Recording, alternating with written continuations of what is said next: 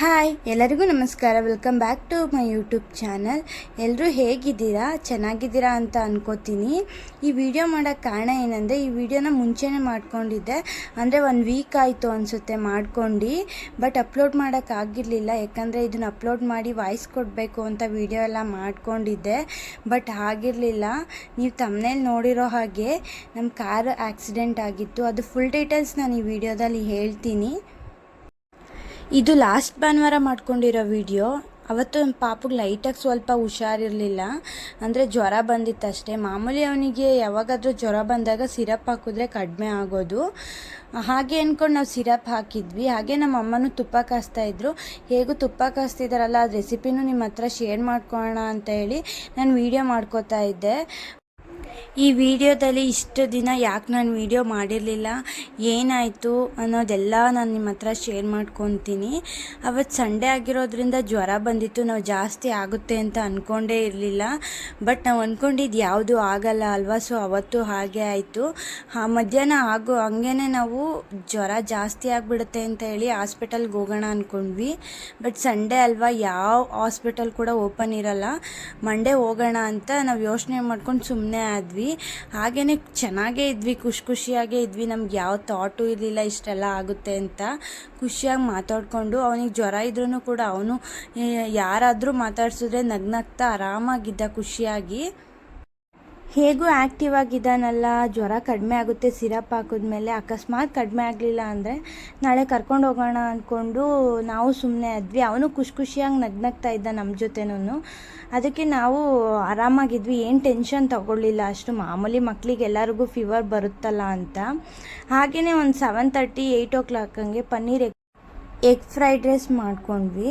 ಮಾಡೊಂದು ಸ್ವಲ್ಪ ಹೊತ್ತು 9 o'clock ಹಂಗೇನೋ ತಿಂದ್ವಿ ಅಷ್ಟೇನೆ. ಅವ್ನು ಮಲ್ಕೊಂಡೇ ಇದ್ದ 7 o'clock. ಮಾಮೂಲಿ ಟೈಮ್ ಅವ್ನು 7 o'clock ಮಲ್ಕೊಂಡ್ಬಿಡ್ತಾನೆ. ಸೊ ಡೈಲಿ ಮಲ್ಕೊಂಡಿದ್ದಾನೆ ಅಂತ ಸುಮ್ಮನೆ ಆದ್ವಿ. 9 o'clock ಹಂಗೆ ಎದ್ದ. ನಾವು ತಿಂಡಿ ಊಟ ಮಾಡ್ಬೇಕಾರಲ್ಲ ಎದ್ದಾದ್ಮೇಲೆ ಮೈ ಮುಟ್ಟು ನೋಡಿದ್ರೆ ಫುಲ್ ಬಿಸಿ.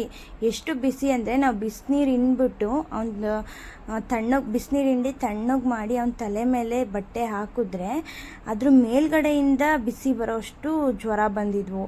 ನಾವು ಸುಮ್ಮನೆ ಇದ್ದರೆ ಆಗಲ್ಲ, ನೈಟ್ ಏನಾದರೂ ಜಾಸ್ತಿ ಆದರೆ ಪ್ರಾಬ್ಲಮ್ ಆಗುತ್ತೆ ಅಂದ್ಕೊಂಡು ಹೊರಟ್ವಿ. ಇವತ್ತು ಸಂಡೇ ಆದರೂ ಪರವಾಗಿಲ್ಲ, ಯಾವ ಹಾಸ್ಪಿಟಲ್ ಸಿಕ್ಕಿದ್ರೂ ತೋರಿಸೋಣ ಅಂತ ಹೇಳ್ಬಿಟ್ಟು ಕರ್ಕೊಂಡು ಹೋದ್ವಿ.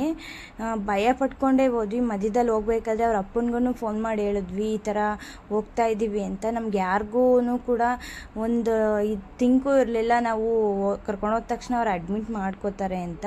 ನಾವು ಎಲ್ಲ ಹಾಸ್ಪಿಟಲಲ್ಲಿ ನೋಡಿದ್ವಿ, ಯಾವ ಹಾಸ್ಪಿಟಲ್ಲೂ ಇರಲಿಲ್ಲ, ಯಾಕಂದರೆ ಸಂಡೇ ಆಗಿರೋದ್ರಿಂದ. ಸೊ ನಾವು ಯಾವುದಾದ್ರೂ ಸಿಗಲಿ ಅಂತ ಲಾಸ್ಟಲ್ಲಿ ಒಂದು ಹಾಸ್ಪಿಟಲ್ ಸಿಕ್ತು. ಹಾಸ್ಪಿಟಲ್ಗೆ ಹೋದ ತಕ್ಷಣ ಅಲ್ಲಿ ಯಾರೂ ಡಾಕ್ಟರ್ಸ್ ಇರಲಿಲ್ಲ, ನೈಟ್ ಅಲ್ವಾ, ಸಿಸ್ಟರ್ಸೇ ಇದ್ದರು. ಸೊ ಅವರು BP, sugar level, next fever ಮತ್ತು ಆಕ್ಸಿಜನ್ ಲೆವೆಲ್ ಎಲ್ಲ ಚೆಕ್ ಮಾಡಿದ್ರು. ಬಟ್ ಮೋಸ್ಟ್ಲಿ ಫೀವರ್ ಇದ್ದಾಗ ಆಕ್ಸಿಜನ್ ಲೆವೆಲ್ ಕಡಿಮೆ ಇರುತ್ತೆ ಅನಿಸುತ್ತೆ. ಇವನಿಗೂ ಸ್ವಲ್ಪ ಕಡಿಮೆ ಇತ್ತು. ಸ್ವಲ್ಪ ಕಡಿಮೆ ಇರೋದ್ರಿಂದ ಅವ್ರು ಏನಂದರು, ದೂರ ಆದರೆ ಹತ್ರ ಇದ್ದರೆ ಹೋಗ್ಬಿಡಿ, ಇನ್ನೂ ಕಡಿಮೆ ಆದರೆ ವಾಪಸ್ ಬರೀವ್ರಂತೆ. ಏನಾದರೂ ದೂರ ಇದ್ದರೆ ಅಡ್ಮಿಟ್ ಆಗಬೇಕಾಗುತ್ತೆ ಅಂದರು. ನಮ್ಗೆ ಸ್ವಲ್ಪ ದೂರನೇ ಇತ್ತು ಹಾಸ್ಪಿಟಲ್ಗೂ ನಮ್ಮ ಮನೆಗೂ. ಸೊ ಅದಕ್ಕೆ ನಾವು ಅಡ್ಮಿಟ್ ಆದ್ವಿ. ಬೆಳಗ್ಗೆ ತನಕ ಅಲ್ವಾ, ಇವಾಗ ಮೆಡಿಸಿನ್ ಹಾಕ್ತಾರೆ, ಬೆಳಗ್ಗೆ ಸರಿ ಹೋಗ್ತಾನೆ ಅಂತ. ಬಟ್ ಅದೇನಾಯಿತು ಅಂದರೆ, ನಾವು ಕೆಳಗಡೆಯಿಂದ ಮೇಲ್ಗಡೆ ಹೋಗೋ ಅಷ್ಟೊತ್ತಿಗೆ ಫುಲ್ ಆಕ್ಸಿಜನ್ ಪೈಪು ಮತ್ತು ಗ್ಲೂಕೋಸ್ ಬಾಟ್ಲೆಲ್ಲ ಹಾಕ್ಬಿಟ್ರು. ಒಂದು 10 minutes ಅಷ್ಟೊತ್ತಿಗೆ ಹೆಂಗಾಯಿತು ಅಂದರೆ, ಅವನು ಅದಕ್ಕೆ ಫುಲ್ ಟೆನ್ಷನ್ ಆಗೋದ. ಇನ್ನು 4 ತಿಂಗಳು ಮಗುಗೆ ಅಷ್ಟೆಲ್ಲ ಹಾಕಿದ್ರೆ ನಮಗೂ ಅಪ್ಪ ಅಮ್ಮ ಆಗಿ ನಮಗೂ ಭಯ ಆಗುತ್ತೆ, ನೆಕ್ಸ್ಟು ಅವನಿಗೂ ಭಯ ಆಗುತ್ತೆ, ಚಿಕ್ಕ ಪಾಪು ಅಲ್ವಾ. ಸೊ ನಮ್ಮಮ್ಮ, ನಾನು, ನಮ್ಮ ಹಸ್ಬೆಂಡು, ನನ್ನ ತಂಗಿ ಎಲ್ಲ ಭಯ ಪಟ್ಕೊಂಡ್ಬಿಟ್ವಿ, ಏನಪ್ಪ ಹೀಗಾಯಿತು ಅಂತ. ಆಮೇಲೆ ಒಂದು 1/2 hour ಆದಮೇಲೆ ಟೆಂಪ್ರೇಚರ್ ಚೆಕ್ ಮಾಡಿದ್ರೆ ಮಾಮೂಲಿ ನಾರ್ಮಲ್ಲೇ ಬಂತು. ಅದೇಗೋ ಗೊತ್ತಿಲ್ಲ, ಮೋಸ್ಟ್ಲಿ ಕಡಿಮೆ ಆಗಿರಬೇಕು ಅಂತ ನಾವು ತಿಳ್ಕೊಂಡ್ವಿ. ಬಟ್ ಅವ್ರೇನಂತ ಹೇಳಿದ್ರು, ಕಡಿಮೆ ಆಗಿರುತ್ತೆ ಅಷ್ಟೇ, ಮತ್ತೆ ಬರ್ಬೋದು ಅಂತ ಹೇಳಿದ್ರು. ಸೊ ನಾವು ಬೆಳಗ್ಗೆ ತನಕ ನೋಡೋಣ ಮತ್ತೆ ಬರುತ್ತೋ ಇಲ್ವೋ ಅಂತ ಹೇಳಿ ಬೆಳಗ್ಗೆಗೆ ಹೋಗೋಣ ಡಿಸ್ಚಾರ್ಜ್ ಆಗಿ ಅಂದ್ಕೊಂಡು ನೈಟೆಲ್ಲ ಅಡ್ಮಿಟ್ ಆದ್ವಿ. ಬಟ್ ಬೆಳಗ್ಗೆ ಅವ್ರೇನಂತ ಹೇಳಿದ್ರು ಅಂತ ಅಂದರೆ, ಕಾಫ್ ಇದೆ ಮಗು ಬಾಡಿಯಲ್ಲಿ, ಸೊ ಇರಬೇಕು ಇವತ್ತೊಂದು ದಿನ ಅಂತ ಅಂದರು. ನಾವು ಓಕೆ ಪರವಾಗಿಲ್ಲ ಇರೋಣ, ಯಾಕಂದರೆ ಮಗು ಅಲ್ವಾ ಅಂತ ಹೇಳ್ಬಿಟ್ಟು ದುಡ್ಡು ಎಷ್ಟಾದರೂ ಖರ್ಚಾದರೂ ಪರವಾಗಿಲ್ಲ ಇರೋಣ ಅಂತ ಅಡ್ಮಿಟ್ ಆದ್ವಿ. ಮತ್ತು ಸಂಜೆ ಡಾಕ್ಟ್ರು ವಿಸಿಟಿಗೆ ಬಂದಾಗ ನಿಮೋನಿಯಾ ಆಗಿದೆ, 15 ಡೇಸ್ ಇರಬೇಕು ಅಂತ ಅಂದರು. ಯಾವ ಸಿಮ್ಟಮ್ಸು ಇಲ್ಲ ನಿಮೋನಿಯಾದು, ಬರೀ ಜ್ವರ ಅಷ್ಟೇ ಬಂದಿದ್ದು, ಕೆಮ್ಮಿಲ್ಲ, ಏನಿಲ್ಲ, ನೀಟಾಗಿ ಹಾಲು ಕುಡಿತಾನೆ, ಏನೂ ಪ್ರಾಬ್ಲಮ್ ಇಲ್ಲ. ಅದು ಅರ್ಧ ಗಂಟೆ ಆದಮೇಲೆ ಟೆಂಪ್ರೇಚರ್ ಚೆಕ್ ಮಾಡಿದ್ರಲ್ಲ, ಅದಾದಮೇಲಿಂದ ಅವನು ಚೆನ್ನಾಗೇ ಇದ್ದ, ಆರಾಮಾಗಿ ಹಾಲು ಕುಡಿಯೋನು, ಅವ್ನ ಮೈಯೂ ಕೂಡ ತಣ್ಣಗೆ ಇತ್ತು. ನೆಕ್ಸ್ಟು ಚೆನ್ನಾಗಿ ಆ್ಯಕ್ಟಿವ್ ಆಗಿ ಆಟ ಆಡೋನು. ಬಟ್ ಅವ್ನಿಗೆ ಇರಿಟೇಷನ್ ಆಗ್ತಿತ್ತು ಅಷ್ಟೇ, ಆಕ್ಸಿಜನ್ ಪೈಪೆಲ್ಲ ಹಾಕಿದ್ಕೆ ಮತ್ತು ಬಾಟ್ಲೆಲ್ಲ ಹಾಕಿದ್ಕೆ ಇರಿಟೇಷನ್ ಆಗ್ತಿತ್ತು ಅನ್ನೋದೊಂದು ಬಿಟ್ಟರೆ ಅವ್ನು ನಾರ್ಮಲಾಗೇ ಇದ್ದ.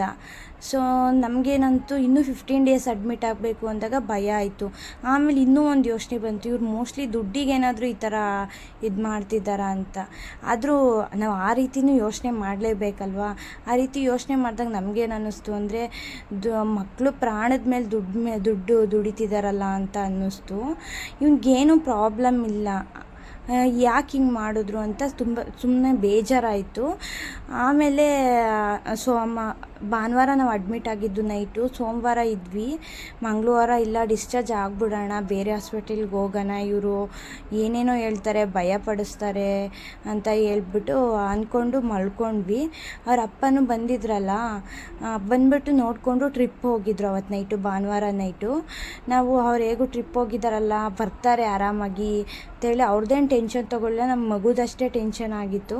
ಬಟ್ ಅವ್ರದ್ದೇನಾಯಿತು ಅಂದರೆ, ಮಂಗಳವಾರ ಬೆಳಗಿನ ಜಾವ ಇವನು ನೋಡೋಕ್ಕೆ ಅಂತ ಬರಬೇಕಾದ್ರೆ ಹಾಸನಿಂದ ಧರ್ಮಸ್ಥಳ, ಮುರುಡೇಶ್ವರ, ಮಲ್ಪೆ ಎಲ್ಲ ಮುಗಿಸ್ಕೊಂಡು ಬರಬೇಕಾದ್ರೆ, ಹಾಸನಿಂದ ಬರಬೇಕಾದ್ರೆ ಅಲ್ಲಿ ಆಕ್ಸಿಡೆಂಟ್ ಆಗಿಬಿಟ್ಟೈತೆ 5:30.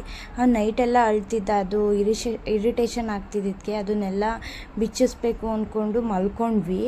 ಬಟ್ 5:30 ಕರೆಕ್ಟಾಗಿ ಈ ಥರ ಫೋನ್ ಬಂದುಬಿಡ್ತು. ನಮಗಂತೂ ಫುಲ್ ಭಯ, ಮಗು ನೋಡಿದ್ರೆ ಇವರು ಹೀಗೆ ಮಾಡ್ಕೊಬಿಟ್ರಲ್ಲ ಅಂತ. ಈ ಕಡೆ ಮಗು ಹತ್ರ ಬಿಟ್ಟು ಹೋಗೋಕ್ಕೂ ಆಗಲ್ಲ. ನಾನು ಅಮ್ಮ ಇಬ್ಬರೇ ಇದ್ದಿದ್ದು, ಎಲ್ಲರೂ ಮನೆಗೂ ಕಳಿಸಿದ್ವಿ, ಎಲ್ಲ ಹಾಸ್ಪಿಟಲಲ್ಲಿ ಯಾರನ್ನೂ ಬಿಟ್ಕೊಳಲ್ಲ ಅಂತ. ಮಗು ಹತ್ರ ಯಾರೂ ಇರಲಿಲ್ಲ. ಲಾಸ್ಟಲ್ಲಿ ಸಿಸ್ಟ್ರಿಗೆ ಹೇಳಿ ಅವರು ನೋಡ್ಕೊಳೋಕೆ ಹೇಳಿ ಅವನು ಹಾಲು ಕುಡಿಸ್ಬಿಟ್ಟು ಮಲಗಿಸ್ಬಿಟ್ಟು ನಾವು ಬಂದ್ವಿ ಈಚೆ. 5:30 ಯಾವುದೂ ಆಟೋ ಇರಲಿಲ್ಲ. ನಾವು ಅಡ್ಮಿಟ್ ಆಗಿರೋ ಹಾಸ್ಪಿಟಲಿಂದ ಅವರನ್ನು ಕರ್ಕೊಂಬಂದಿದ್ದು ಗೌರ್ಮೆಂಟ್ ಹಾಸ್ಪಿಟ್ಲು 2 ಕಿಲೋಮೀಟರ್ ಇತ್ತು. ಅಲ್ಲಿಂದ ನಾನು ಅಮ್ಮ ಓಡ್ಕೊಂಡೇ ಹೋಗಿದ್ದೀವಿ. ನೋಡಿ ನಮ್ಮ ಸ್ಥಿತಿ ಹೇಗಿತ್ತು ಅಂತ ನೀವೇ ಯೋಚನೆ ಮಾಡಿ. ಈ ಕಡೆ ಪಾಪು ಅಡ್ಮಿಟ್ ಆಗಿ ಅವನೊಬ್ಬನೇ ಬಿಟ್ಟು ಬಂದಿದ್ದೀವಿ. ಇಲ್ಲಿ ಆಕ್ಸಿಡೆಂಟ್ ಆಗೈತೆ ಅಂತ ಕಾಲ್ ಮಾಡಿದ್ದಾರೆ, ಒಂದು ಆಟೋನೂ ಇಲ್ಲ. ಅಲ್ಲಿಂದ 2 ಕಿಲೋಮೀಟ್ರು ಓಡ್ಕೊಂಡು ಹೋಗಿದ್ದೀವಿ ಹಾಸ್ಪಿಟಲ್ ಹತ್ರ. ಹೋದ ತಕ್ಷಣ ಇವರು ಬಾಡಿಯಲ್ಲೆಲ್ಲ ಫುಲ್ಲು ಏಟಾಗಿ, ತಲೆಗೆಲ್ಲ ಏಟಾಗಿ, ಬ್ಲಡ್ ಅಂತೂ ಫುಲ್ಲು ಎಲ್ಲ ಕಡೆ ಬ್ಲಡ್ ಆಗೋಗ್ಬಿಟ್ಟಿತ್ತು. ಆಕ್ಸಿಡೆಂಟ್ ಆಗಿರೋ ಕಾರ್ದು ವೀಡಿಯೋನ ನಾನು ಲಾಸ್ಟಲ್ಲಿ ಆ್ಯಡ್ ಮಾಡಿದ್ದೀನಿ, ಬೇಕಾದರೆ ನೋಡಿ. ತಲೆಗೆ ಫುಲ್ ಏಟಾಗಿತ್ತು, ಬಟ್ ಬ್ಲಡ್ ಬಂದಿರೋದ್ರಿಂದ ನಾವು ಬಚಾವಾದ್ವಿ. ತಲೆಗೆ ಏಟಾಗಿತ್ತು. ಆಮೇಲೆ ಗ್ಲಾಸ್ ಒಡೆದೋಗಿರೋದು ಎಲ್ಲ ಪೀಸಸ್ ಎಲ್ಲ ಬಿದ್ದು ಅಲ್ಲಲ್ಲಿ ಸ್ಕ್ರ್ಯಾಚಸ್ ಆಗಿತ್ತು. ಅದು ಹೇಗಾಯಿತು ಅಂದರೆ, ಅವರು ಹಾಸನಿಂದ ಬರಬೇಕಾದ್ರೆ ಟರ್ನಿಂಗಲ್ಲಿ ಯಾವುದೋ ಲಾರಿ ಲೈಟ್ ಜಾಸ್ತಿ ಹಾಕೊಂಬಂದು ಅದು ಫೋಕಸ್ ಜಾಸ್ತಿ ಲೈಟಿಗೆ ಬಿದ್ದು ಕಣ್ಣು ಮಂಜಾದಂಗಾಗಿ ಕಾರ್ ಹಾಗೆ ಪಲ್ಟಿ ಹೊಡೆದ್ಬಿಟ್ಟಿತ್ತು. ಈ ಕಡೆ ನೋಡಿದ್ರೆ ಪಕ್ಕದಲ್ಲಿ ಲೈಟ್ ಕಂಬ ಇತ್ತು, ಅದಕ್ಕೆ ಹೊಡೆದಿದ್ರೆ ಮಾತ್ರ ಯಾರೂ ಬದುಕ್ತಾ ಇರಲಿಲ್ಲ. 3 ಜನ ಇದ್ದರು ಟೋಟಲ್ಲು, ಯಾರೂ ಬದುಕ್ತಾ ಇರಲಿಲ್ಲ. ಆಮೇಲೆ ಅದು ಪಲ್ಟಿ ಆದ ತಕ್ಷಣ ಒಂದು ತೆಂಗಿನ ಮರಕ್ಕೆ ಹೊಡೆದು ನಿಂತಿದ್ದಂತೆ. ಏನಾದರೂ ತೆಂಗಿನ ಮರನೂ ಇಲ್ಲ ಅಂದಿದ್ರೆ ಬಾವಿ ಒಳಗೆ ಬಿದ್ದೋಗ್ಬಿಡೋದು. ಬಾವಿ ಒಳಗೆ ಬಿದ್ದೋಗಿದ್ರೆ ಯಾರೂ ನೋಡ್ತಾನೂ ಇರಲಿಲ್ಲ. ನೆಕ್ಸ್ಟು ನಾವು ಮರ್ತ್ಕೋಬೇಕಾಗಿತ್ತು, ಹಂಗಾಗೋಗ್ಬಿಡೋದು. ಹೇಗೋ ದೇವರೇ ನಮ್ಮನ್ನು ಕಾಪಾಡಿಬಿಟ್ಟ, ಅದೊಂದು ಅನ್ಕೋಬೋದು ಅನಿಸುತ್ತೆ. 3 ಜನ ಇದ್ದರು, ಬಟ್ ಅವರಿಬ್ಬರಿಗೆ ಏನೂ ಆಗಿಲ್ಲ, ಅದು ಒಳ್ಳೆಯದು. ಇವರಿಗೇನೆ ಡ್ರೈವಿಂಗ್ ಮಾಡ್ತಿದ್ರಲ್ಲ, ಇವ್ರಿಗೆ ಜಾಸ್ತಿ ಏಟಾಯಿತು. ಆ ಕಾರು ಗ್ಲಾಸ್ ಒಡೆದೋದ ತಕ್ಷಣ ಅದೆಲ್ಲ ಬಂದು ಮೈಮೇಲೆ ಬಿದ್ದು ಫುಲ್ ಗಾಯ ಆಗಿತ್ತು, ತಲೆಗೆ ಏಟಾಗಿತ್ತು. ಆಮೇಲೆ ಗೌರ್ಮೆಂಟ್ ಹಾಸ್ಪಿಟಲ್ಗೆ ಕರ್ಕೊಂಡೋದ್ಮೇಲೆ ಅಲ್ಲಿಂದ ಬೆಂಗಳೂರಿಗೆ ಬರ್ಕೊಟ್ರು. ನಾವು ಬೆಂಗಳೂರಿಗೆ ಹೋಗಲಿಲ್ಲ, ತುಮಕೂರಲ್ಲೇ ಅಡ್ಮಿಟ್ ಮಾಡಿ ಅಲ್ಲಿ ಪ್ಲಾಸ್ಟಿಕ್ ಸರ್ಜರಿ ಮಾಡಿ ಮಂಗಳವಾರ ಆಗಿದ್ದು ಶನಿವಾರ ನೈಟು ಡಿಸ್ಚಾರ್ಜ್ ಮಾಡಿದ್ರು, ಎಲ್ಲ ಕ್ಯೂರ್ ಮಾಡಿ. ಈಗ ಸ್ವಲ್ಪ ಇದೆ. ಅದು ಕ್ಯೂರ್ ಆಗ್ತಾ ಇದೆ. ಇಷ್ಟೆಲ್ಲ ಆಯಿತು ಒಂದು ವಾರದಲ್ಲಿ. ಈಗ 15 ಡೇಸ್ ಬ್ಯಾಕು ಕುಕ್ಕರ್ ಬೇರೆ ಬ್ಲಾಸ್ಟ್ ಆಯಿತು, ಬಟ್ ಏನೂ ಪ್ರಾಬ್ಲಮ್ ಆಗಿರಲಿಲ್ಲ. ಇವಾಗ ಹೀಗಾಯಿತು, ಈಗಲೂ ಅಷ್ಟೇ ಏನೂ ಪ್ರಾಬ್ಲಮ್ ಆಗಲಿಲ್ಲ. ಬಟ್ ಆದ್ರೂ ಒಂದು ಆಕ್ಸಿಡೆಂಟ್ ಆಯಿತು ಅಂದರೆ ಭಯ ಅಲ್ವಾ. ಯಾರಿಗೂ ಯಾವ ಜೀವಕ್ಕೇನು ಪ್ರಾಬ್ಲಮ್ ಆಗಿಲ್ಲ ಅನ್ನೋದೊಂದೇ ಖುಷಿ ಅಷ್ಟೇ. ದೇವ್ರು ಕಾಪಾಡಿದ್ದಾನೆ ಅಷ್ಟೇ. ನೋಡಿ ಇದೇ ಕಾರು ಆಗಿರೋದು ನೋಡಿದ್ರೆ ಇಷ್ಟ ಆಗಿರೋದು ನಮ್ಮ ಪುಣ್ಯ. ಆದರೂ ಭಯ ಆಗುತ್ತೆ. ಇಷ್ಟೆಲ್ಲ ಪ್ರಾಬ್ಲಮ್ ಆಯಿತು, ಸೊ ಅದರಿಂದ ವೀಡಿಯೋ ಮಾಡೋಕ್ಕೆ ಆಗಿರಲಿಲ್ಲ. ನಮ್ಮ ವಿಡಿಯೋ ಯಾರ್ಯಾರು ನೋಡ್ತಿದ್ರೆ ಪ್ಲೀಸ್ ಸಬ್ಸ್ಕ್ರೈಬ್ ಮಾಡ್ಕೊಂಡು ನೋಡಿ. ಇನ್ನೂ ಡೀಟೇಲಾಗಿ ಹೇಳಬೇಕು ಅಂದರೆ ಕಮೆಂಟ್ ಮಾಡಿ ಹೇಳ್ತೀನಿ. Thank you for watching. Bye.